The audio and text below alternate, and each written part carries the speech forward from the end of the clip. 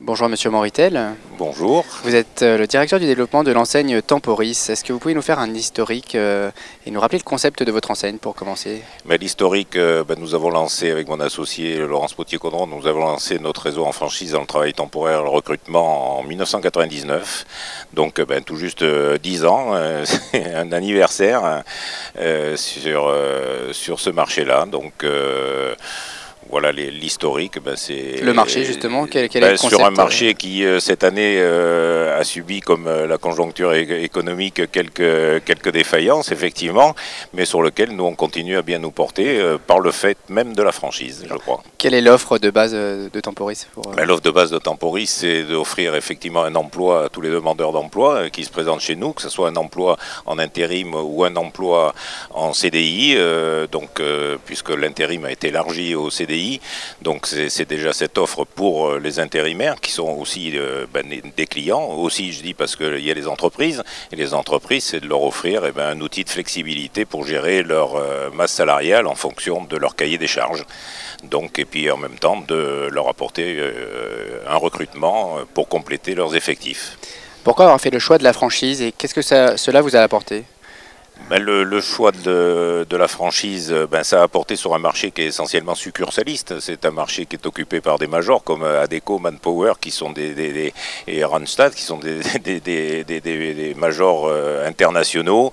Et on a apporté, si vous voulez, de la proximité aux entreprises, aux intérimaires, en ayant des franchisés qui sont des patrons locaux, qui s'investissent à fond pour satisfaire à la fois les entreprises et les intérimaires localement, en ayant comme préoccupation leur satisfaction. Et non, souvent, la préoccupation des grands groupes, c'est plutôt celle des actionnaires, des nébuleuses d'actionnaires qu'on ignore totalement sur le terrain finalement. Vous parlez de vos franchisés, quel est leur profil?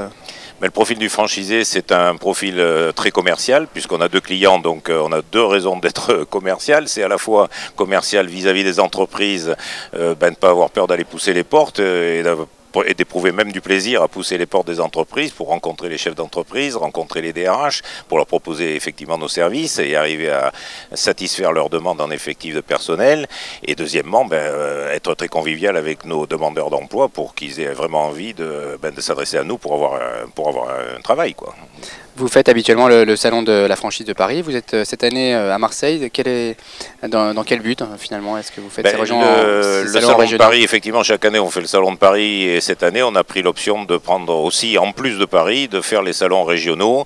D'abord en période de crise, il faut augmenter notre capacité commerciale, il faut augmenter notre capacité de communication, à la fois pour recruter nos franchisés et pour aider nos franchisés actuels à se développer.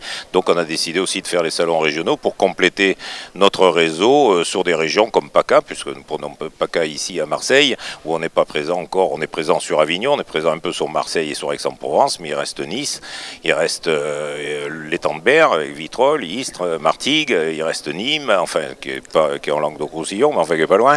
Il reste un certain nombre de régions. D'autres régions peut-être, oui, dans lesquelles il y a d'autres régions aussi qui restent à compléter. Il y aurait l'Alsace et sur Nancy, Metz, enfin toute la Lorraine aussi, où on est peu présent. On est beaucoup présent en Bretagne, on est présent dans le Nord, on est présent dans le Sud-Ouest, mais il y a encore des régions à compléter, bien sûr.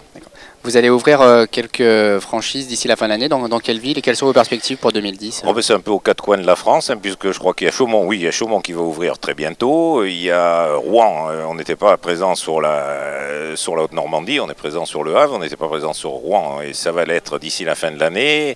On va ouvrir Cherbourg. Donc on était présent sur Brest. L'autre presqu'île, c'est la presqu'île du Cotentin, c'est Cherbourg, où on va être présent aussi. Et puis dans les Landes, où on était déjà présent sur Parentis, sur le bassin d'Arcachon, on va être présent maintenant sur Dax, très prochainement. En voyant un petit peu plus loin, 2010, comment est-ce que vous voyez cette année qui se profile? 2010, on a mis effectivement tous les éléments nécessaires pour se développer encore à un bon rythme et avoir une quinzaine d'ouvertures sur 2010. On reste optimiste sur un marché sur lequel effectivement il y a une baisse d'environ 20%, mais où Temporis est en progression de 17%, donc on en est assez fiers. Monsieur Moritel, je vous remercie. Avec plaisir. Je rappelle que vous êtes le chargé de développement, le directeur de développement de l'enseigne Temporis. Exactement. Merci, au revoir.